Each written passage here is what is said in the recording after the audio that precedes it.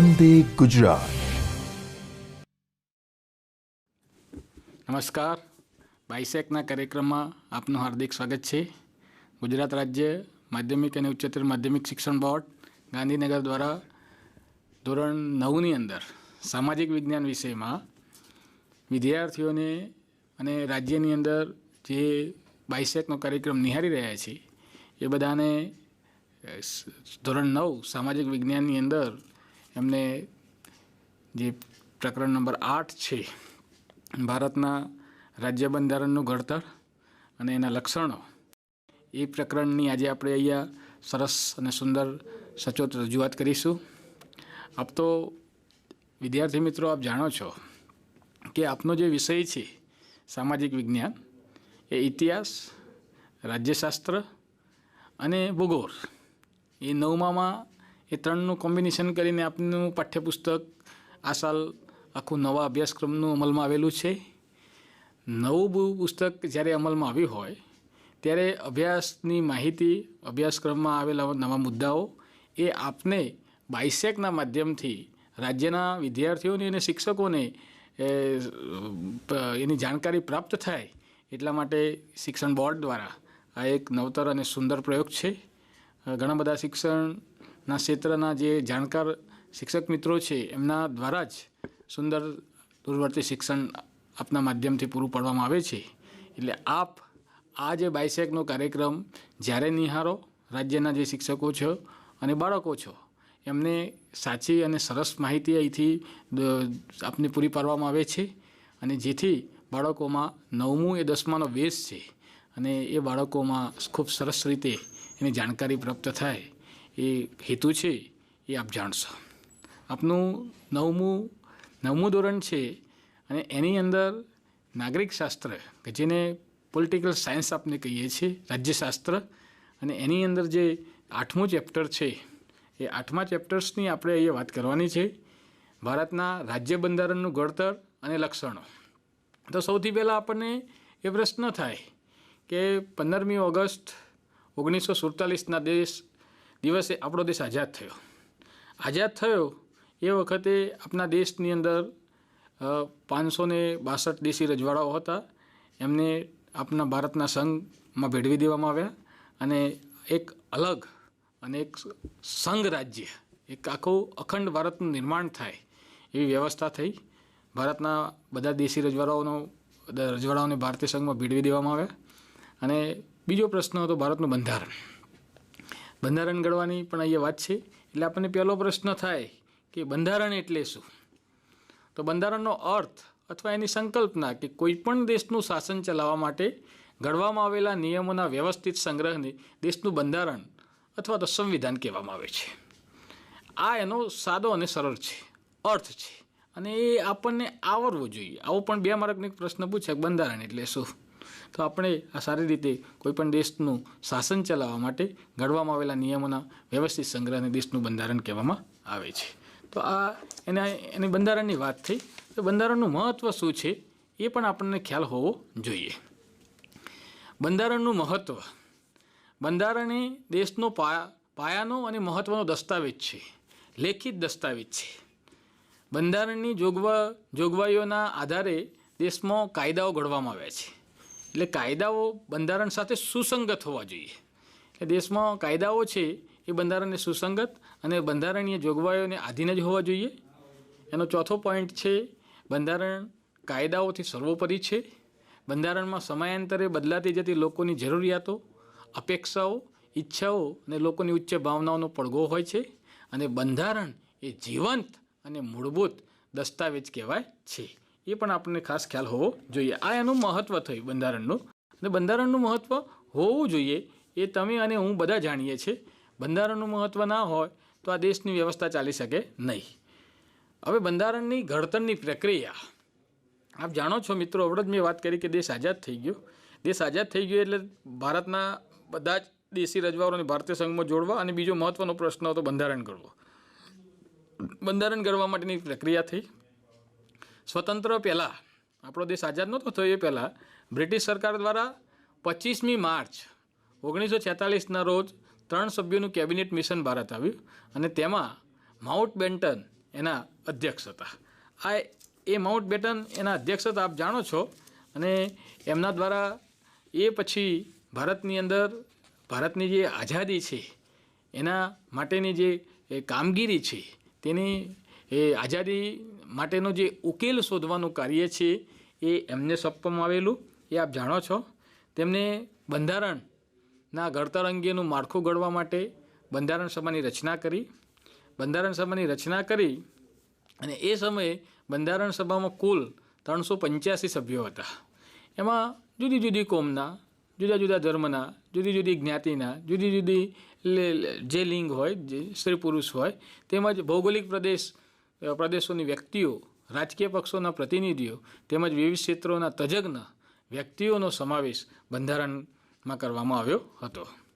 મિત્રો, આપ જાણો છો કે બંધારણ એ વખતે ઘડવા માટે કેટલી પ્રોસિજર થયેલી અને ઘડતરની પ્રક્રિયા કઈ રીતે કરી, કોઈ જાતિ જ્ઞાતિને અન્યાય ન થાય, બધા જ પાસાઓને સમાવેશ કરીને આપનું બંધારણ એ વખતે તૈયાર કરવામાં આવેલું.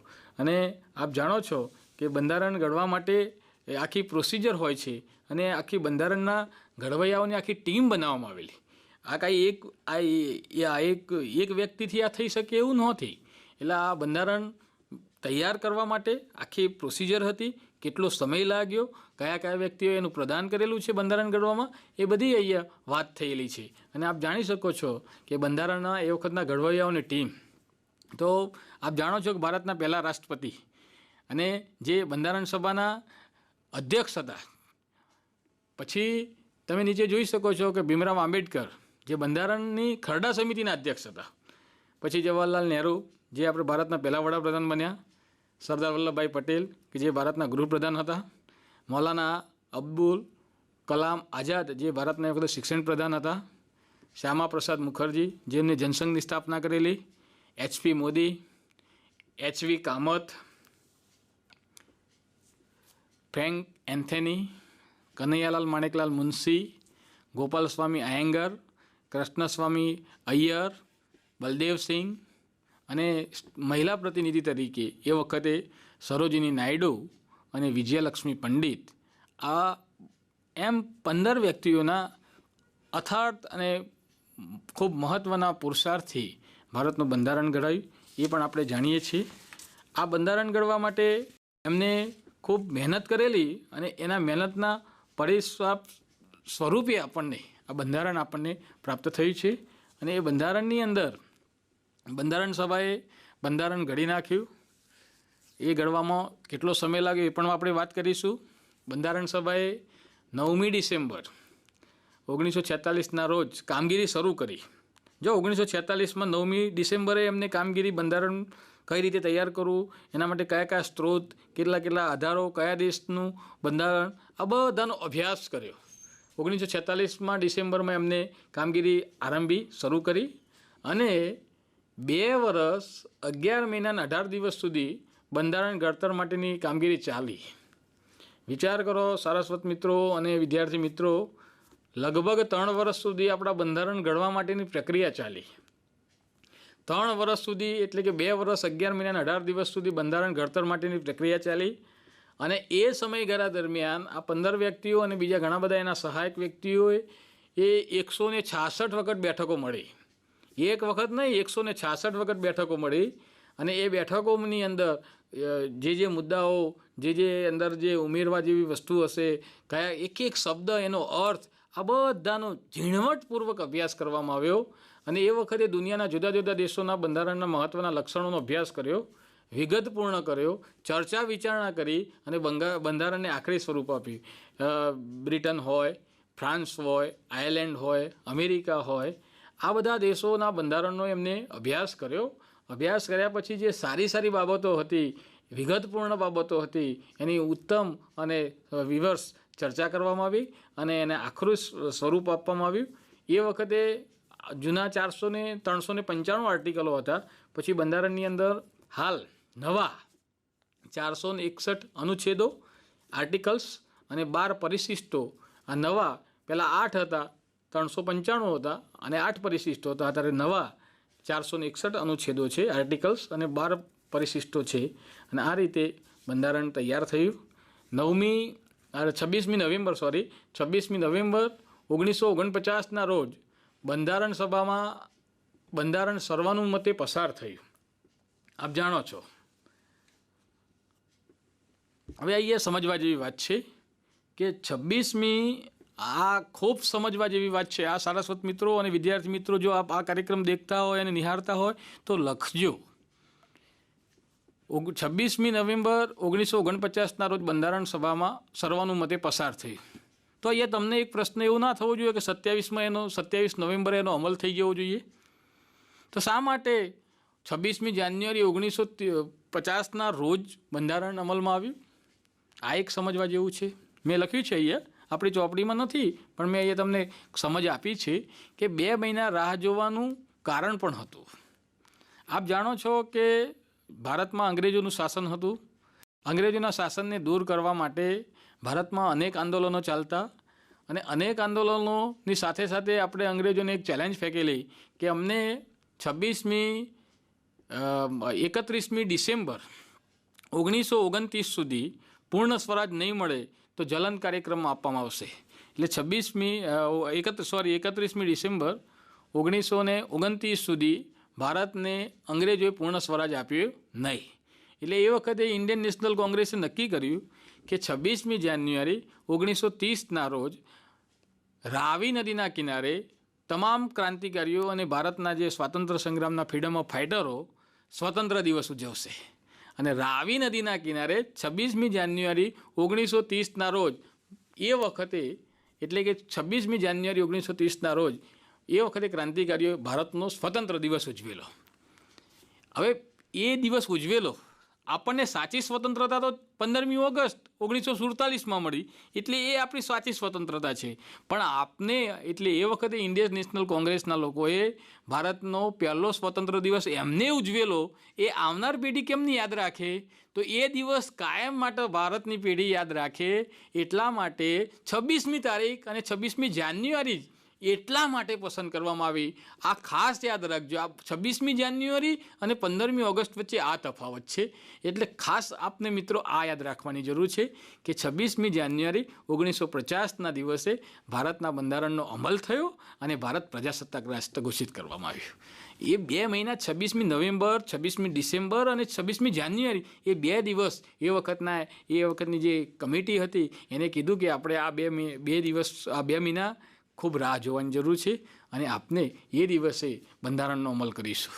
અને એટલે 26મી જાન્યુઆરી 1950ના રોજ બંધારણનો અમલ થયો અને ભારત પ્રજાસત્તાક રાષ્ટ્ર ઘોષિત થયું. ત્યારથી જ આપણે 26મી જાન્યુઆરી 1950ના દિવસે પ્રજાસત્તાક દિન શાનદાર તરીકે ઉજવીએ છીએ અને આપણો રાષ્ટ્રીય તહેવાર છે. એ આપ જાણો છો. મિત્રો ખાસ એ પણ જાણવા જેવું છે કે આપણું રાષ્ટ્રચિહ્ન 4 સિંહોની મુખાકૃતિ છે. રાષ્ટ્રીય સૂત્ર સત્યમેવ જયતે, રાષ્ટ્રીય સૂત્ર સત્યમેવ જયતે.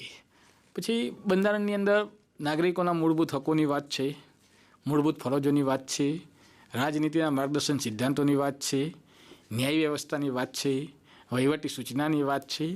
આ બધી બાબતોનો આપણા ભારતના બંધારણની અંદર સમાવેશ કરવામાં આવે છે. નાગરિકો એનો ખૂબ સારી રીતે એનો ઉપયોગ કરી શકે. નાનામાં નાની ઝીણામાં ઝીણી બાબત આપણા ભારતના બંધારણમાં સમાવિષ્ટ કરવામાં આવી છે. એ તમે અને હું જાણો છો. આજે આપણો દેશ 1950થી આજે 66 વર્ષ થયા, હમણાં જ આપણે ઉજવ્યો છે. 66 વર્ષથી આપણા દેશની અંદર દેશે ખૂબ પ્રગતિ કરી છે. દેશમાં આ રાષ્ટ્રીય તહેવારો ઘણા આવે છે, પણ આ રાષ્ટ્રીય તહેવારો 15મી ઓગસ્ટ અને 26મી જાન્યુઆરી એ તમામ નાગરિકોએ એમાં ઇન્વોલ્વ થવું જોઈએ. એનું મહાત્મ્ય મારે અને તમારે સમજવું પડશે. હું છોકરાઓની મારી સ્કૂલમાં નિયમિત વાત કરું છું કે વિદ્યાર્થી મિત્રો બીજા તહેવારો નહીં મનાવો તો ચાલશે, પણ આ 2 જે તહેવારો છે એ આપને ચોક્કસ એમાં તો ઇન્વોલ્વ થવું જ પડશે. એક મિનિટ માટે એવું વિચારો કે આપ આજ આઝાદ નથી, આજે આપ સ્વતંત્ર નથી અને આજે સ્વતંત્ર છો, એવું એક દિવસનું વેરિએશન રાખીને વિચારો તો ખ્યાલ આવે કે સ્વતંત્રતા એમને એમ નથી મળી. ઉમાશંકર જોશીનું એક વાક્ય છે કે દેશ આઝાદ થતા તો થઈ ગયો, તે શું કર્યું? એટલે એ જે કાર્ય કરવું હોય અને એના માટે દેશના તમામ નાગરિકોએ ખૂબ લાંબો સમય સંઘર્ષ કર્યો છે અને એમાંથી આપણને આઝાદી પ્રાપ્ત થઈ છે. આઝાદી કાંઈ એ આમ ખરીદી નથી લીધેલી, આપણે ભોગ આપ્યો છે. આપણા કેટલાય ક્રાંતિકારીઓએ ઉનેઓના પાણી વહાવ્યા છે અને રક્તની નદીઓ વહાવી છે, અને એમાંથી આપણને આઝાદી મળી છે. એટલે આ બધા વ્યક્તિઓને યાદ કરવાનો દિવસ છે. અને દેશ માટે કાંઈક કરી છૂટવાની ભાવના, આ દેશ મારો દેશ છે, મારા દેશની ભાવના એ આપણામાં આવિર્ભાવ થવી જોઈએ. આ દિવસો ઉજવવા પાછળનો હેતુ આ છે કે રાષ્ટ્રવાદની જે ભાવના, રાષ્ટ્ર માટે કંઈક કરી છૂટવાની ભાવના આપણને અહીંથી પ્રાપ્ત થાય છે. એટલે પોલિટિકલ સાયન્સ માટે રાજ્યશાસ્ત્રમાં નાગરિકોની જે ફરજો છે એ આપણને અહીંયા શીખવા મળે છે. બીજું, ભારતની અંદર ખૂબ મહત્ત્વની વાત આ છે કે ભારતનું બંધારણ વિશ્વમાં સૌથી મોટું અને વિસ્તૃત અને વિશદ લેખિત દસ્તાવેજ ગણાય છે. વિશ્વમાં લોકતંત્ર, આમ તો વિશ્વમાં મોટામાં મોટો લોકશાહી દેશ કયો હતો ભારત. વિશ્વના બંધારણમાં જેટલા આમ નોંધાયેલા 250 જેટલા દેશો છે, એમાં મોટામાં મોટું વિસ્તૃત અને વિશદ લેખિત દસ્તાવેજ સ્વરૂપમાં જો કોઈ પણ દેશનું બંધારણ હોય તો ભારત દેશનું છે. અને આપ જાણો છો કે આપનો દેશ એશિયા ખંડ એ વિસ્તાર અને વસ્તીની દ્રષ્ટિએ મોટો છે, જનસંખ્યાની દ્રષ્ટિએ મોટો છે. અને એવા દેશમાં ભારત દેશ એશિયા ખંડની અંદર 26 દેશો હોય ને એમાં ભારત દેશ હોય ને સૌથી વધુ વસ્તી ધરાવતો ચાઇના એ એશિયા ખંડમાં આવેલો હોય. જો આ બે દેશ, એક સામ્યવાદી છે ને એક લોકશાહી છે, વિશ્વના ઘણા બધા લોકશાહી દેશોમાં છે, અને એમાં ભારત એ સૌથી મોટામાં મોટો લોકશાહી લોકતાંત્રિક વ્યવસ્થા ધરાવતો દેશ છે. અને એ દેશના આપણે નાગરિક હોય તો આપણી પણ અમુક ફરજો બને છે. અને નાગરિક તરીકે મારી શું ફરજ, મારી એક શિક્ષક તરીકેની શું ફરજ, દરેક પોતપોતાની ફરજ નિભાવે તો આ દેશ 100 અમેરિકા ખરીદી શકે એટલો સક્ષમ છે ભાઈ. અને આ એક સ્પષ્ટ વાત છે. ફોલો આપણે કરવાનું છે. દેશની વ્યવસ્થા છે એને ફોલો મારે ને તમારે કરવાની છે, અને તો જ દેશની વ્યવસ્થા સાચી રીતે ચાલી શકે એ પણ સમજશું. આમુખ બંધારણની અંદર આ ખૂબ મહત્ત્વની વાત છે, આમુખની વાત છે. તો આમુખ બંધારણનું પારંપરિક હાર્દ અને વિશિષ્ટ સ્થાન ધરાવતું તત્વ છે. બંધારણની શરૂઆત આમુખથી થાય છે. આ પ્રશ્ન પણ પૂછાય છે ટૂંકા પ્રશ્નમાં કે બંધારણની શરૂઆત શેનાથી થાય છે? આમુખથી થાય છે. એ પણ આપણે મિત્રો, આપણે હવે 22 તારીખથી પરીક્ષા સ્કૂલોમાં શરૂ થઈ ગઈ છે. ઘણી સ્કૂલોમાં ઓક્ટોબરમાં પણ શરૂ થવાની છે, ત્યારે આ પાઠ ખૂબ મહત્ત્વનો હોય છે. આમુખમાં દર્શાવેલા શબ્દો ઉપરથી આમુખ બંધારણનો આત્મા હોવાની પ્રતીતિ થાય છે. આપણા શરીરમાં આત્મા ના હોય તો આપણા શરીરની કોઈ વેલ્યુ ખરી? તો અહીંયા એટલા માટે એને કહેવામાં આવે છે કે આમુખમાં દર્શાવેલા શબ્દો પરથી આમુખ બંધારણનો આત્મા હોવાની પ્રતીતિ થાય છે. અને ખૂબ મહત્ત્વની વાત છે કે સમય આવે એટલે બદલાવ આવે. તો 1976માં 42માં બંધારણીય સુધારાથી આમુખમાં આ 4 શબ્દો ઉમેરવામાં આવેલા છે. સાર્વભૌમત્વ શબ્દ પછી સમાજવાદી શબ્દ, બિનસાંપ્રદાયિકતા, રાષ્ટ્રીય એકતા અને રાષ્ટ્રની અખંડિતતા, આવા શબ્દોનો સમાવેશ કરવામાં આવ્યો છે. આમુખ બંધારણના મૂળભૂત હેતુઓ, ધ્યેયો, આદર્શો તેમજ સિદ્ધાંતોની વાચા આપે છે. અને આખા ભારતનું કલ્યાણ રાજ સ્થાપવાની ઉચ્ચ ભાવનાઓ અને આદર્શો સિદ્ધ કરવા ઈચ્છે છે. આમુખ દ્વારા બંધારણના ઘડવૈયાના માનસનો પરિચય થાય છે. અને આ વાત થઈ આમુખની વાત. એટલે ઘણી વખતે આ પ્રશ્ન પણ પરીક્ષામાં પૂછાતો હોય છે કે આમુખનું શું મહત્ત્વ છે. અને આ રીતે આપણે કલ્યાણ રાજ થાય, ઘડવૈયાઓની જે માનસ શું છે એ બધું એના ઉપરથી પરિચય આપે છે. અને બંધારણના સુધારા 42માં જે સુધારા છે એ પણ ઘણી વખતે બધી જાહેર પરીક્ષાઓમાં પૂછાતા હોય છે. તો આ પાઠ આપણને સામાન્ય જ્ઞાન માટે પણ ખૂબ જરૂરી છે. આ ભવિષ્યમાં ખૂબ આગળ અભ્યાસ કરીને કોમ્પિટિશન પરીક્ષાઓ પણ આપવાના હો છો. એ સમયે આ બધી જે કલમો છે, એ બધું આર્ટિકલ છે, એ આવામાંથી જ પૂછાતું હોય છે. તો આપના વિષયને ખૂબ સરસ રીતે સુસંગત રીતે તૈયાર કરો અને એક સારા નાગરિક તરીકે એક પ્લેટફોર્મ તૈયાર કરો. અને જે સ્કૂલમાં જે સારસ્વત મિત્રો જે ભણાવતા હોય છે, અને એ સમયે બાળકોને આ બધી વાત એમને કરજો જ ભાઈ, કે આવું અવતારે બાળકને માત્ર ભણાવવા ખાતર નથી ભણાવવાનું, એને આપણે તો વૈશ્વિક નાગરિક બનાવવાનો છે અને વૈશ્વિક વિદ્યાર્થી બનાવવાનો છે, વિશ્વ સુધી એને પહોંચાડવાનો છે.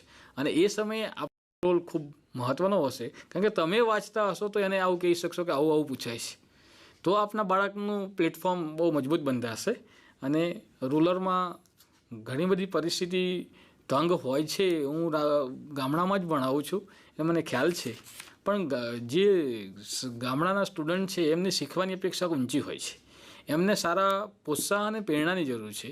અને આપ જો આપના કામથી શરૂઆત કરશો તો બાળકો ચોક્કસ આ બધી પ્રવૃત્તિમાં ઇન્વોલ્વ થશે એની મને ચોક્કસ ખાતરી છે.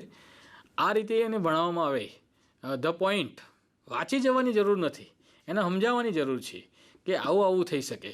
અમૂલ્ય દસ્તાવેજ છે, લેખિત સ્વરૂપમાં છે, માણસને ક્લિયર કરે છે, મૂળભૂત હેતુઓ, ધ્યેય, હકોની વાત છે, બધી જ અહીંયા જે તમે ભણાવવાના છો એ બધી વાત આવી જતી હોય છે. અને ઓરલી સમજાવો, બ્લેકબોર્ડની અંદર લખો અને મુદ્દાસર લખો અને એને આટલું પ્રકરણમાં આવે છે ને આટલું જ તારે પ્રશ્નમાં લખવાનું છે એવું જો સમજાવી દેવામાં આવે, ઘરે વાંચે, પાઠ્યપુસ્તકમાં વાંચે, આપને સાંભળે, વિદ્યાર્થીનું ક્લીન થઈ જાય સાહેબ, અને મને ચોક્કસ ખાતરી છે. હવે અમુકનું મહત્ત્વ જો યાર આમ જો હવે ખાસ આમુખનું મહત્ત્વની વાત છે કે આમુખને બંધારણનો આત્મા કહ્યું છે. અને આ કોણે કીધું છે આપ જાણો છો? આપણા ભારતના બંધારણના ખરડા સમિતિના અધ્યક્ષ ડૉક્ટર બાબા સાહેબ આંબેડકર અમુકને બંધારણનો આત્મા કહે છે.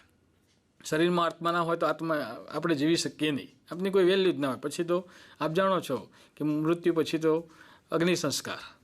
અહીંયા બંધારણનો આત્મા કહ્યો છે. કોઈ પણ કાયદાના ઘડતરમાં તથા તેની પૂરી રીતે સમજવામાં કે અર્થઘટનમાં માર્ગદર્શન આમાંથી મળે છે. એટલે ખાસ એનું મહત્ત્વ છે. કાયદાના હેતુઓ તથા તેનો આદર્શ, કાયદો ઘડવા પાછળ સંસદની નીતિ શું છે તે જાણવામાં પણ આનું ખૂબ મહત્ત્વ હોય છે. અમુક આપણને ખૂબ ઉપયોગી નીવડે છે, અને ઉપયોગી નીવડે તો જ આપણે એનું સ્પષ્ટ મહત્ત્વ સમજી શકીએ, વિશેષ મહત્ત્વ સમજી શકીએ, એ આપને ચોક્કસ ખાતરી છે. અમુક આપણને મદદરૂપ થાય છે. અમુક એ કોઈ સંસદ, જે આપણે સંઘ સરકારમાં સંસદ, ઉપલું ગૃહ રાજ્યસભા, નીચલું ગૃહ લોકસભા, આ બંને ગૃહો છે. અને એમાં કોઈ પણ કાયદો ઘડવો હોય 2-3 વાંચનથી કોઈ પણ પસાર થાય, ખરડો પસાર થાય, રાષ્ટ્રપતિની સહી થાય, રાષ્ટ્રપતિની સહી થયા પછી એ ખરડો કાયદો બને છે. કયા પ્રકારની મુશ્કેલીઓના નિવારણ અર્થે કાયદો ઘડવામાં આવ્યો છે તેનો નિર્દેશ પણ આપણને અને આમ સમાજને આમુખમાંથી સ્પષ્ટ થાય છે. એટલે આ પ્રશ્ન પૂછાય છે, આમુખને બંધારણનો અર્થ થાય છે. મિત્રો ધ્યાન રાખજો, આવો પ્રશ્ન આવે 2 માર્કનો કે આમુખને બંધારણનો અર્થ શા માટે કહેવામાં આવે છે. તો આપણે આ બધી ઉપરના જે 4 પોઈન્ટ સમજ્યા એ વિશે, બંધારણનો આત્મા કયો છે, બંધારણમાં અર્થઘટન સમજવાની અહીંયા વાત કરવામાં આવી છે, સરકારની સંસદની નીતિ શું છે એ સમજવામાં પણ અમુક ઉપયોગી નીવડે છે, કયા પ્રકારની મુશ્કેલી છે નિવારણ માટે કાયદો ઘડવામાં આવ્યો છે એનો નિર્દેશ પણ અમુકમાં સ્પષ્ટ થાય છે. એટલે આમુખને બંધારણનો અર્ક કહેવામાં આવે છે. કોઈ કલમ વિસંવાદિતતા હોય, કાયદાનો કયા હેતુસર સ્પષ્ટ કાયદાનો હેતુ સ્પષ્ટ થતો ના હોય, કાયદાની કલમ સમજવામાં, તેનું અર્થઘટન કરવામાં, બધા જ ક્ષેત્રોમાં આપણને આમુખ ઉપયોગી નીવડતું હોય છે. એટલે આમુખનું આપણને ખૂબ મહત્ત્વ હોવું જોઈએ. આમુખ બંધારણની જોગવાઈઓ સમજવામાં આ પણ પ્રશ્ન પૂછાય છે કે આમુખ બંધારણની જોગવાઈઓને સમજવામાં હોકાયંત્રની ગરજ સારી છે. આપ જાણો છો કે દિશા જાણવા માટે કયું યંત્ર જાણીતું છે? હોકાયંત્ર.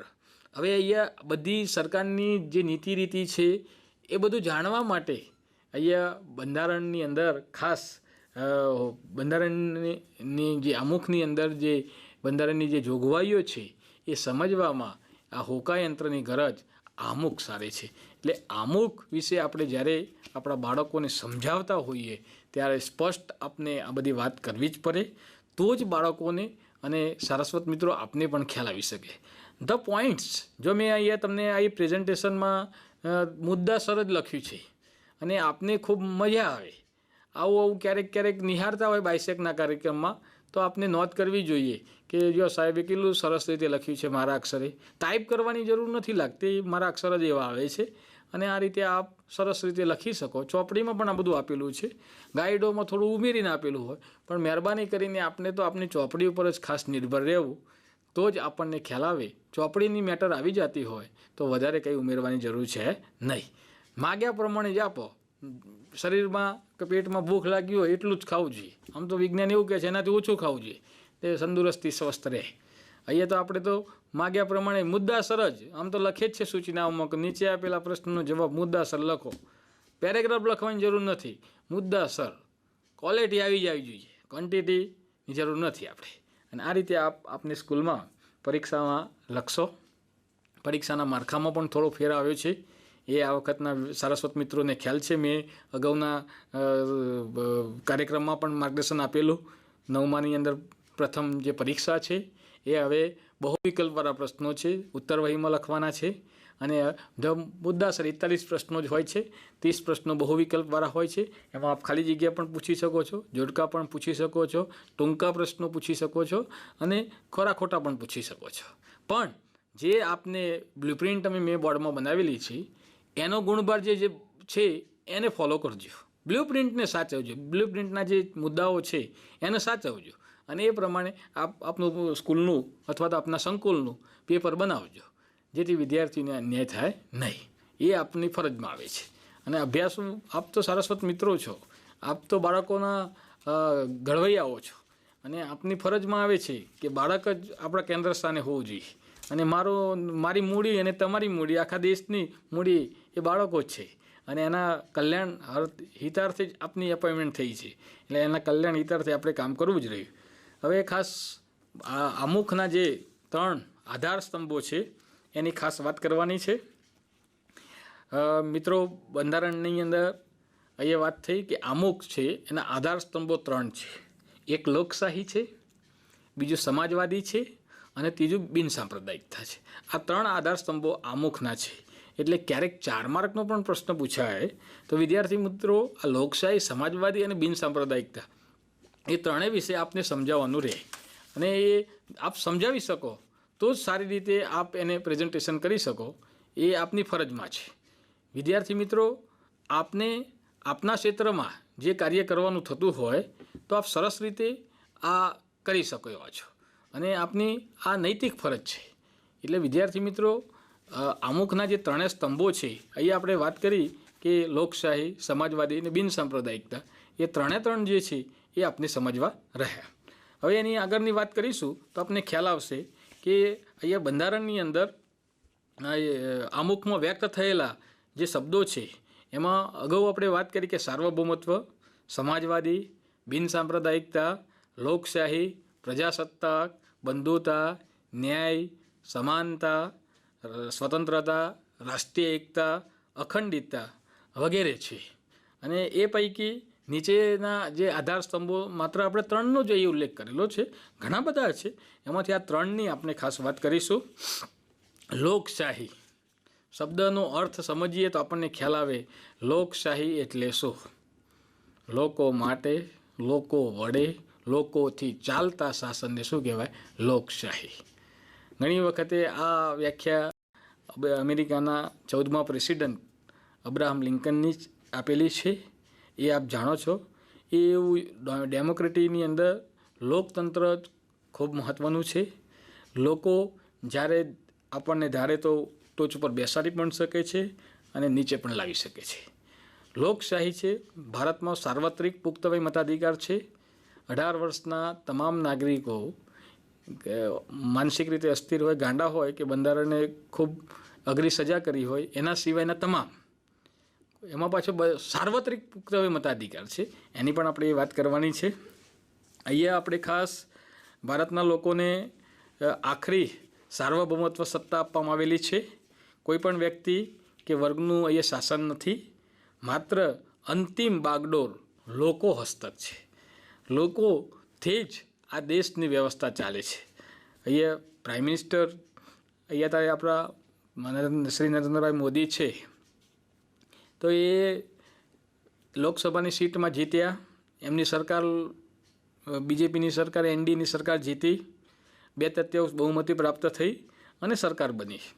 પણ એ સરકાર બનાવી કોને?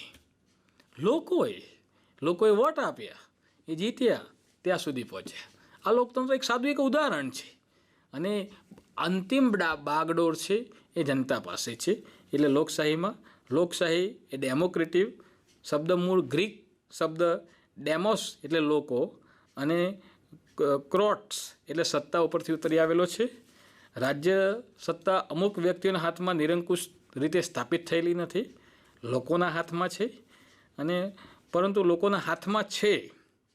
લોકશાહી એવી રાજ્ય વ્યવસ્થા છે કે જ્યાં દેશના લોકો સામાજિક, આર્થિક અને રાજકીય ન્યાય મેળવી શકતા હોય અને રાજ્ય વ્યવસ્થામાં એ પોતાનો ભાગ લેવાનો અધિકાર ધરાવતા હોય છે.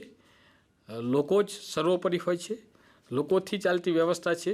એટલે લોકશાહીમાં લોકોનો જ મત મહત્ત્વનો હોય છે, લોકોનો ઓપિનિયન્સ જ એમને મુકામ સુધી પહોંચાડતો હોય છે. એટલે લોકતંત્રમાં ખૂબ મહત્ત્વની વાત છે. ભારતના બંધારણની અંદર મેં એવડે જ વાત કરી કે સાર્વત્રિક પુખ્ત વય મતાધિકાર છે અને એના જ કારણે એ સાર્વત્રિક પુખ્ત વય મતાધિકારના કારણે ધોરણે મતદારો ચૂંટેલા પોતાના પ્રતિનિધિઓ દ્વારા રચાતી સંસદ, લોકસભા અને કારોબારી એટલે પ્રધાનમંડળ હોય કે વહીવટીતંત્ર હોય જે એને જવાબદાર હોય છે. કારોબારીને અબાધિત સત્તા નથી, તેને નિયત સમય મર્યાદા સુધી જ સત્તાનું સુકાન સંભાળાય છે. તે જ પ્રમાણે રાજ્ય અને સ્થાનિક કક્ષાએ શરૂઆત આપણે ક્યાંથી કરીશું તો ગામથી. ગ્રામ પંચાયતનું ઇલેક્શન હવે આવી રહ્યું છે ડિસેમ્બર મહિનામાં. ગામડામાંથી સરપંચ, વોર્ડનો સભ્ય, શરૂઆત અહીંથી થાય છે. વોર્ડનો સભ્ય, સરપંચ, ડેપ્યુટી સરપંચ, સરપંચ, પછી તાલુકા પંચાયત, જિલ્લા પંચાયત, વિધાનસભા એટલે કે ધારાસભ્ય અને સંસદ. જ્યારે શહેરની અંદર કોર્પોરેટર, પછી મેયર. અને આ રીતે લોકતંત્રની વ્યવસ્થા હોય છે. અને તમે જાણો છો કે જે તે પક્ષમાંથી જે તે આપણી 182 વિધાનસભાની સીટો છે, 182 વિધાનસભાની સીટો છે, એમાં જેને સ્પષ્ટ બહુમતી આવે એને રાજ્યપાલ સરકાર રચવા આમંત્રણ આપે છે. જે તે પક્ષ હોય છે એને સ્પષ્ટ બહુમતી મળી હોય એટલે એના પક્ષના જે પ્રદેશ પ્રમુખ હોય છે એ રાષ્ટ્રીય પ્રદેશ પ્રમુખ હોય છે અને એમાંથી એમને વ્યક્તિ મુખ્યમંત્રી તરીકે પસંદ કરવાનો હોય છે. અને સર્વાનુમતે નિર્ણય લેવામાં આવે કે ભાઈ અમારા મુખ્યમંત્રી અહીંયા આપણા બેન આનંદીબેન હતા, અત્યારે વિજયભાઈ રૂપાણી છે. નક્કી કરવામાં આવ્યું કે વિજયભાઈ રૂપાણી આપના મુખ્યમંત્રી.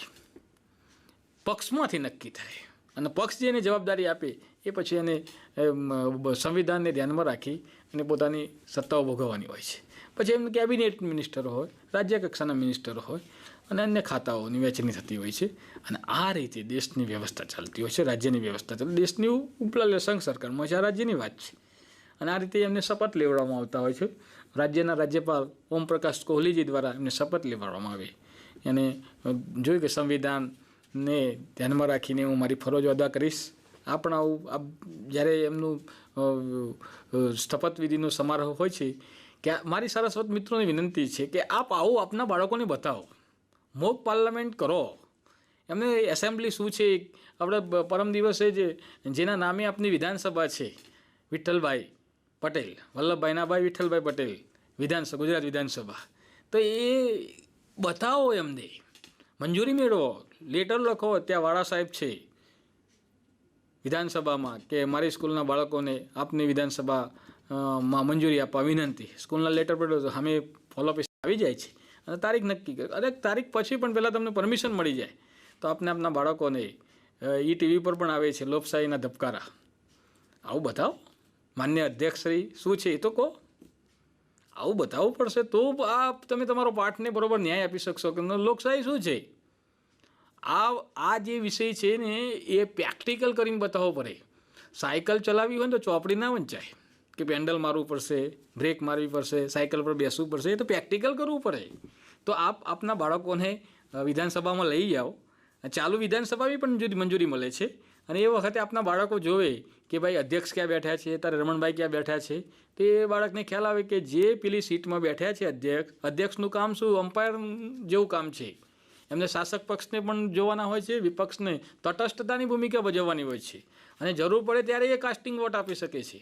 અને એ બધું લોકતંત્રમાં પણ બાળકોને વર્તમાનપત્રો સાથે બધી અનેક મીડિયાઓ કમ્યુનિકેશન, ગૂગલ્સ, વોટ્સઅપ, ઇમેજ આ બધું બતાવો. અને દરેક સ્કૂલોમાં LED ને બધું આપી દીધેલું છે સરકાર દ્વારા. અને આવું જો આપણે ટેકનોકેટના માધ્યમથી આપણા બાળકને બતાવવામાં આવે તો આપણા બાળકને મજા આવે કે ના આવે? 10 દાડા પંજાબી ખવડાવ્યા તો તમે કંટાળી જાઓ. 11મા દિવસે રાડ પાડો મારે ગુજરાતી ખાવું છે, તો તમે 246 દાડામાં એક હરખું જ ભણાય કરો તો બાળકોની શું હાલત થાય ભાઈ? આ એક સમજવા જેવો પ્રશ્ન છે. અને એમને પણ નવું ઇનોવેશન ચાહીએ, અને એમને પણ નવું કંઈક જાણવાની ને જોવાની ને જિજ્ઞાસા હોય છે, અને આપના દ્વારા એ પૂરી પાડવી પડે ને. આપ સ્કૂલમાં પેનડ્રાઈવનો ઉપયોગ કરીને ઘણા યુટ્યુબના વિડીયો હોય છે. એ મેં કાલે જ બ્રહ્મપુત્રા નદી બતાવી હતી છોકરાઓને. છોકરાઓ જોવે એ ઉપરથી કઈ રીતે પ્રસારિત થાય છે, ખૂબ મજા આવે.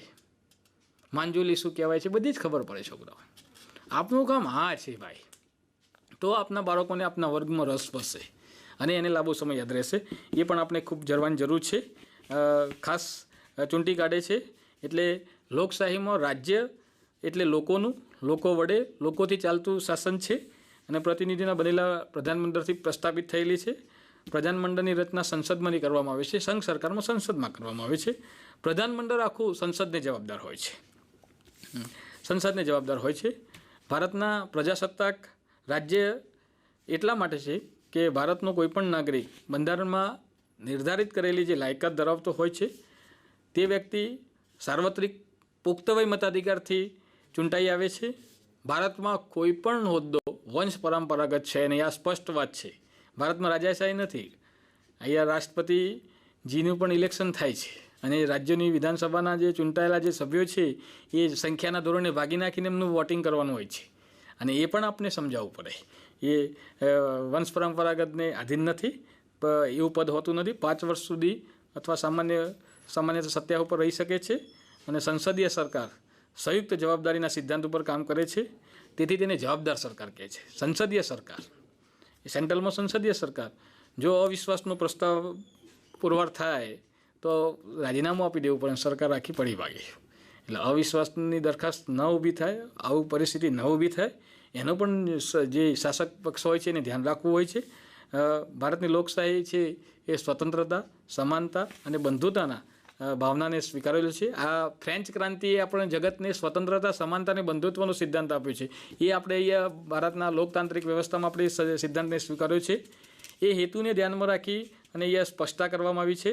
બંધારણમાં દરેક નાગરિકને પુખ્ત વય મતાધિકારનો હક આપવામાં આવ્યો છે. ભારતના બંધારણના મૂળભૂત હકો છે, રાજનીતિના માર્ગદર્શન સિદ્ધાંતો છે, સાથે સંસદ હોય, ધારાસભા હોય, સ્વતંત્ર નિષ્પક્ષ ન્યાયતંત્ર હોય. આમ તો ધારાસભા, કારોબારી, ન્યાયતંત્ર, એમાં ન્યાયતંત્રને પણ વિશેષ સત્તા આપવામાં આવી છે. 3 અંગો છે એકબીજા સાથે કનેક્ટ છે, અને એવી જોગવાઈ કરી છે. અને જોગવાઈને ભારતને લોકશાહી રાજ્ય ઘોષિત કરવામાં આવ્યું છે. અને એ રીતે દેશની અંદર ઇલેક્શન એ પ્રજા ઉપર આધારિત હોય છે. પ્રજા ગુપ્ત મતદાન કરે છે, અને જે વ્યક્તિ એમને એવું લાગે કે આ પક્ષ સારામાં સારું કામ કરે છે અને એને પોતે વોટ આપી શકે છે, એ ખૂબ મહત્ત્વનું છે. સાર્વત્રિક પુખ્ત વય મતાધિકાર છે. કોઈ જાતિ, જ્ઞાતિ, ધર્મ, લિંગ, શિક્ષણ, આવક, જન્મસ્થળ કાંઈ કશું ધ્યાનમાં લેવામાં આવતું નથી. એ બધું કર્યા વગર 18 વર્ષની ઉંમરના તેથી વધુ ઉંમરના ભારતના કોઈપણ નાગરિકને, ભારતના દરેક નાગરિક મતાધિકાર આપી શકે છે, એનો અધિકાર છે. મતદાર યાદીમાં એમનું નામ હોવું જોઈએ. દરેકને ઇપિક કાર્ડ આપવામાં આવેલું છે. 18 પુરાવા પૈકી ગમે તે એક ફોટો ID પ્રૂફ લઈ અને વ્યક્તિ પોતાનો વોટ્સ આપી શકે છે. અને વોટ આપવો એ આપણી નૈતિક ફરજ છે. ઇલેક્શન ક્યારે સફળ થાય? નાગરિકો 100% વોટિંગ કરે ત્યારે. નાગરિકોને વોટિંગ કરવું જોઈએ. વોટ આપવો એ આપણી નૈતિક ફરજ છે. જો ભારતના નાગરિક હોય તો વોટ આપવો. સરકાર જે જાહેર ક્ષેત્રમાં પણ રજા જાહેર કરે છે, મોટાભાગે રવિવારે જ ઇલેક્શન હોય છે, અને એ ઇલેક્શનમાં વોટ આપવો, મતદારોએ મત આપવો એ એની ફરજ બને છે, નૈતિક ફરજ બને છે. ફરજ એકલી નહીં, નૈતિક ફરજ બને છે. અમે એમાં ઇલેક્શનમાં પ્રિસાઇડિંગમાં હોઈએ છીએ ત્યારે ઘણી વખતે કકરાટ પણ થતો હોય છે કે સાહેબ કેમ વોટ નથી આપવા દેતા, અમે રેશનિંગ કાર્ડ લઈને આવ્યા છીએ. અહીંયા અમારી પાસે યાદી હોય છે, અમે યાદીમાં જોઈએ છીએ કે તમને ઇપિક કાર્ડ તો ઇસ્યુ કરેલું છે, એનો નંબરે હોય છે અંદર, તો પછી તમે શા માટે લઈને નથી આવતા? બીજા 18 પુરાવા પૈકી ગમે તે લઈને આવો. પછી ક્યારેક સમાધાનકારક વલણ રાખવું પડે છે. બંને પક્ષો બેઠેલા હોય છે અને પૂછી લેવામાં આવે કે આ બરાબર છે. એમનું ઉંમર હોય 18 વર્ષથી ઉપર હોય એટલે વયે એકરાર કરવાનો હોતો નથી. એટલે ઘણી વખતે હજી જાગૃતિ, નિરક્ષરતાનું પ્રમાણ ધીમે ધીમે ઓછું થઈ જશે. હવે તો BLOની પણ પરચી આપવામાં આવે છે. એટલે આઈડેન્ટિફિકેશન કરી અને વોટિંગ થવું જ જોઈએ. સારામાં સારું વોટિંગ થાય તો જ મજબૂત લોકતંત્ર થઈ શકે. આ લોકશાહીની પાયાશીશી છે અને પાયો છે, એ આપ સમજી શક્યા. બીજી વાત કરીશું સમાજવાદ. અહીંયા જાણો છો કે 1976માં કટોકટી એટલે કલંક, અને 75-76ની વાત છે. અને એમાં 42માં સુધારા તરીકે આમુખમાં સમાજવાદી શબ્દ ઉમેરવામાં આવ્યો. અને ભારતની બંધારણની મોટાભાગની જોગવાઈઓ પ્રત્યક્ષ કે પરોક્ષ રૂપે સામાજિક ક્રાંતિ દ્વારા સામાજિક આર્થિક સમાનતા સાધી અને ભારતને એક કલ્યાણ રાજ્ય બનાવવા માટેનો એ અભિગમ હતો. એ પણ આપ જાણી શકો છો. અમુકમાં તમામ નાગરિકોને રાજકીય, સામાજિક, આર્થિક ન્યાય, સમાનતાના ધોરણે, સમાજવાદી વિચારસરણીના ધોરણે આખો રાજ્ય વ્યવસ્થા સ્થપાય એવા રાજનીતિના માર્ગદર્શન સિદ્ધાંતોનો પણ અહીંયા સમાવેશ કરવામાં આવ્યો છે, રાખવામાં આવ્યા છે. એ પણ ખૂબ મહત્ત્વના હોય છે. સમાજવાદી સમાજ રચનામાં રાષ્ટ્રીય સંસાધનો, આપણા દેશમાં પુષ્કળ સંસાધનો છે અને એનો ન્યાયયુક્ત વહેંચણી થાય. દેશની અંદર કોઈ વ્યક્તિને એનો લાભ ના મળે એવું ના બને. તમામ વ્યક્તિઓને એનો લાભ મળવો જોઈએ. છેલ્લા અટકથી કટક સુધી, કાશ્મીરથી કન્યાકુમારી સુધી ભારતમાં વસતા 128 કરોડ જે લોકો છે એ તમામને આ સંસાધનોનો લાભ મળવો જોઈએ. એવી વિચારસરણી અહીંયા સમાજવાદી વિચારસરણીનો અહીંયા ખાસ હસ્તક્ષેપ કરવામાં આવ્યો છે. વિતરણ વ્યવસ્થા રાજ્ય હસ્તક હોય અને રાજ્યના વિવિધ વિસ્તારો હોય, વ્યવસાયોમાં કાર્ય કરતા લોકો વચ્ચે જે અસમાનતા હોય ઓછી થાય એવા પ્રયાસો કરવા જોઈએ. કોઈ એક વ્યક્તિ કે કોઈ સમૂહના હાથમાં કોઈ સંપત્તિ છે કેન્દ્રિત ન થવી જોઈએ. દરેક વ્યક્તિઓ સ્વસ્થ અને સારું અને તંદુરસ્ત જીવન જીવી શકે, ગૌરવપૂર્ણ જીવી શકે. એમની વિકાસની જે તકો છે, જે સગવડો છે એ સારામાં સારા પ્રાપ્ત કરી શકે. એટલા માટે આ સામાજિક કલ્યાણનો જે ઉદ્દેશ છે અહીંયા પરિપૂર્ણ થાય એટલા માટે આ વ્યવસ્થા, એટલે એને ધ્યાનમાં રાખી અને 76ની અંદર આ સમાજવાદી શબ્દ એને ઉમેરવામાં આવેલો છે. ગરીબ અને તવંગર, અહીંયા અત્યારે પરિસ્થિતિ એવી થઈ છે કે કરોડપતિ રોજ કરોડપતિ જ થાય છે, ગરીબ રોજ ગરીબ થતો જાય છે. અને આ બધી વ્યવસ્થામાં જે અસમાનતા ઊભી ન થાય એટલા માટે આ શબ્દ ઉમેરવામાં આવેલો છે. ગરીબ તવંગર વચ્ચેના જે ભેદભાવો છે એ નાબૂદ કરવા, લોકોનું જે જીવન ધોરણ છે એ ઊંચું લાવીને સામાજિક અને આર્થિક કલ્યાણ સાધવાનો પ્રયાસ કરવામાં આવ્યો છે. અને કરવા માટે રાજ્યોમાં એનો અમલ થાય એની પણ જોગવાઈ કરવામાં આવી છે. તેથી ભારતીય બંધારણ એક સામાજિક દસ્તાવેજ છે. ભારતીય બંધારણ એક સામાજિક દસ્તાવેજ છે અને સમાજનું કલ્યાણ થાય. મૂળ તો આ બધી વ્યવસ્થા શાના માટે છે? કારણ કે સમાજની વ્યાખ્યા મેકાઈવરે આપેલ છે. એક કરતાં વધારે વ્યક્તિઓ સહજીવન જીવવાની કોશિશ કરે છે, એકબીજાની જરૂરિયાતો સંતોષવા પ્રયાસ કરે છે, ત્યારે સમાજ અસ્તિત્વમાં આવે છે. સમાજમાં બધા લોકોને સંપૂર્ણ ન્યાય મળે. આર્થિક વ્યવસ્થા, સામાજિક વ્યવસ્થા, રાજકીય વ્યવસ્થા, સાંસ્કૃતિક વ્યવસ્થા, આ બધી વ્યવસ્થામાં એકબીજા વચ્ચે તાદાત્મ્ય કેળવાય, નાગરિકોની જે જરૂરિયાતો છે એ પરિપૂર્ણ થાય અને ગૌરવપૂર્ણ જીવન જીવી શકે. એટલે માનવ હકો પણ મળેલા છે, જીવન સારી રીતે જીવી શકે. આવી વ્યવસ્થા માટે સમાજવાદી વ્યવસ્થા ઊભી થાય એટલા માટે આ શબ્દ 42માં સુધારા તરીકે 1976માં ઉમેરવામાં આવેલો છે. ત્રીજો ખૂબ મહત્ત્વનો આધારસ્તંભ છે બિનસાંપ્રદાયિકતા. આ એક ખૂબ મહત્ત્વની વાત છે, અહીંયા સમજવા જેવી છે. બિનસાંપ્રદાયિકતા એટલે શું?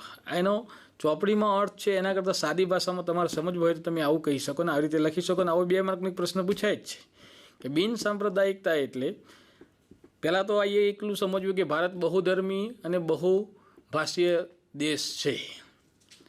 ભારતની અંદર હિન્દુઓ બહુમતીમાં છે, સૌથી મોટો લઘુમતી સમુદાય મુસ્લિમો છે.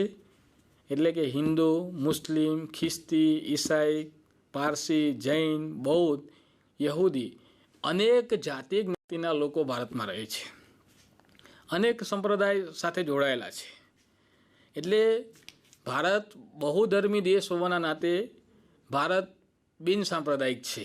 એટલે કે અહીંયા ધર્મની બાબતમાં આ ખાસ સમજવાની વાત છે કે ધર્મની બાબતમાં કોઈ સરકાર હસ્તક્ષેપ કરશે નહીં. હિન્દુ ધર્મ પાળી શકશે, બૌદ્ધ ધર્મ પાળી શકશે, ખ્રિસ્તી ધર્મ પાળી શકશે, યહૂદી ધર્મ પાળી શકશે, જૈન ધર્મ પાળી શકશે, શીખ ધર્મ પાળી શકશે. એટલે કે દરેક પોતપોતાની ધર્મ પાળતા હશે, એમાં રાજ્ય કોઈ જગ્યાએ હસ્તક્ષેપ કરશે નહીં. દરેકને પોતપોતાની સ્વતંત્રનો અધિકાર મળેલો જ છે. એ રીતે ધર્મ પાળી શકશે.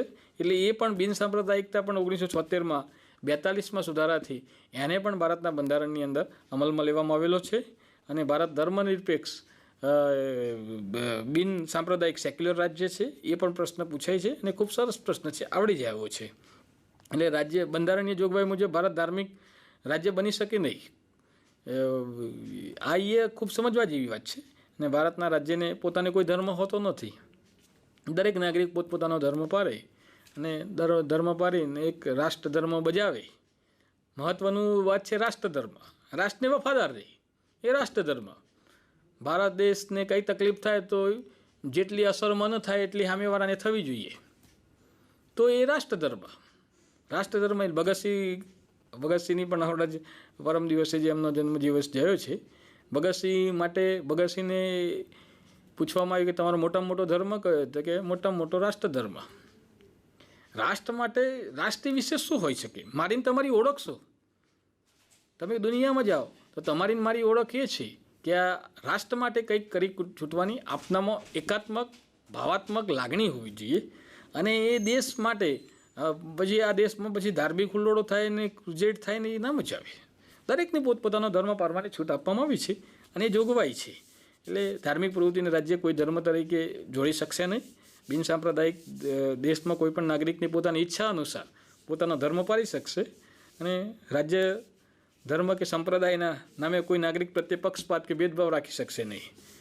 જાહેર નોકરી તેમજ રાજકીય અધિકારો ભોગવવાની સમાન તક પૂરી પાડવામાં આવે છે.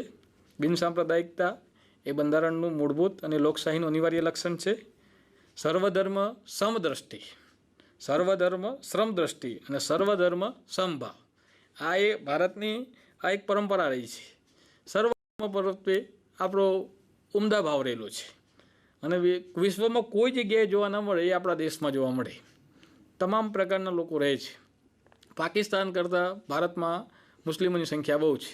અને આજે આપણા દેશમાં અબ્દુલ કલામ આપણને મળ્યા છે. પહેલાં મૌલાના આઝાદ અબ્દુલ કલામ શિક્ષણ પ્રધાન હતા. આ દેશમાં વિવિધતામાં એકતા જોવા મળે એવો જો કોઈ દેશ હોય તો ભારત દેશ છે.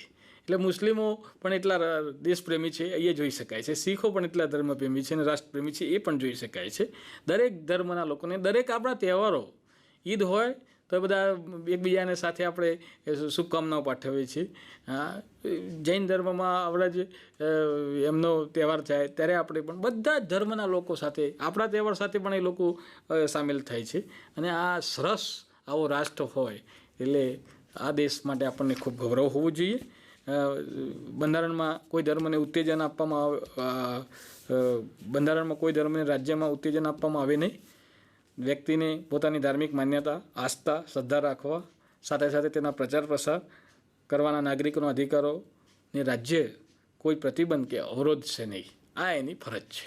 અને આ રીતે આપણે આ ખાસ વાત કરી કે આમુખના આધારસ્તંભો છે. પહેલો આધારસ્તંભ છે લોકશાહી, બીજો છે સમાજવાદી અને ત્રીજો છે બિન સાંપ્રદાયિકતા. આપણે છેક શરૂઆતથી બંધારણનો અર્થની વાત કરી, બંધારણનું મહત્ત્વ, આમુખનું મહત્ત્વ, આમુખનું મહત્ત્વ અને આમુખના આધારસ્તંભો અહીંયા વાત કરી.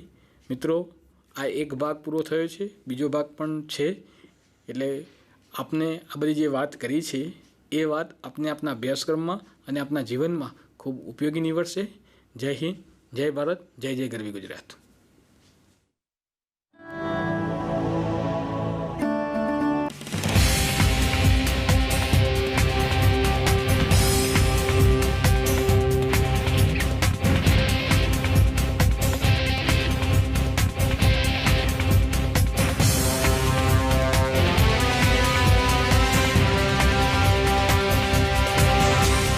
વંદે ગુજરાત.